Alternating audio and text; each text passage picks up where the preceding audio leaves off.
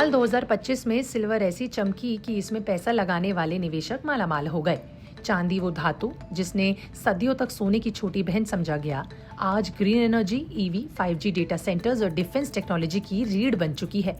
और ठीक इसी वक्त जब दुनिया पहले से ही सप्लाई की कमी से जूझ रही है, चीन ने एक ऐसा फैसला लिया जिसने पूरी ग्लोबल इकोनॉमी की धड़कन तेज कर दी।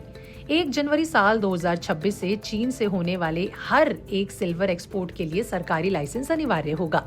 ये फैसला सिर्फ एक ट्रेड पॉलिसी नहीं है, ये जियो इकोनॉमिक हथियार है। इसी वजह से बीते एक हफ्ते में सिल्वर में एक तरफा चाल देखी गई। इंडिया में 1 किलो चांदी का भाव 2.5 लाख रुपए प्रति किलो के स्तर को पार कर गया, जबकि मार्केट में चांदी की डिलीवरी का भाव 2,70,000 या उससे भी महंगी मिल रही है। एक हफ्ते में चांदी का भाव 20% के ऊपर चढ़ा है। एक महीने में 42% और 6 महीने में 109% का रिटर्न दिया। साल 2025 में अब तक सिल्वर का भाव 180% तक चढ़ा है। सिल्वर में इस तरह की रैली की किसी को उम्मीद नहीं थी। अक्टूबर में भी चांदी में एक तरफा चाल देखी गई, लेकिन ऊपरी स्तरों से चांदी में बड़ी बिकवाली आई थी। भाव 1,80,000 से सीधे 1.5 लाख के करीब चला गया। अब सवाल ये है कि आखिर दिसंबर के आखिरी हफ्तों में ऐसा क्या हुआ कि चांदी में दुनिया भर के निवेशकों का रुझान बढ़ गया। इसके पीछे बड़ी वजह है चीन की चांदी को लेकर ट्रेड पॉलिसी। चीन के लाइसेंसिंग नियमों से सिल्वर की कीमतों में तेज उछाल देखने को मिली है। चांदी की कीमतों में तेज उछाल को निवेशक सट्टेबाजी मान रहे थे, लेकिन ये स्ट्रक्चरल सप्लाई डेफिसिट है।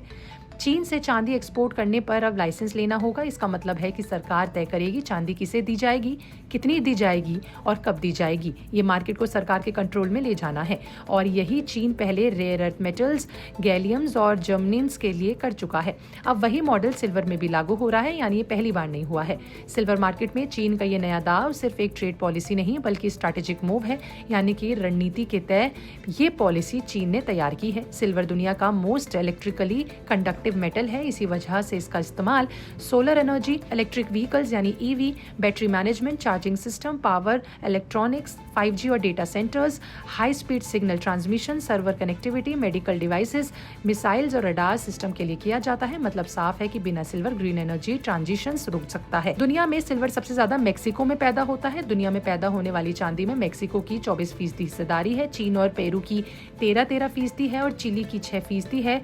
बोलीविया, पोलैंड और रूपस की 5% हिस्सेदारी है। चीन सिल्वर प्रोड्यूस करने में भले ही दूसरे नंबर पर है, लेकिन रिफाइनिंग और डिमांड में पहले नंबर पर है। मेक्सिको और पेरू जैसे देशों का प्रोडक्शन भी बाय प्रोडक्ट पर निर्भर करता है, इसलिए सप्लाई को तुरंत बढ़ाना आसान नहीं होगा।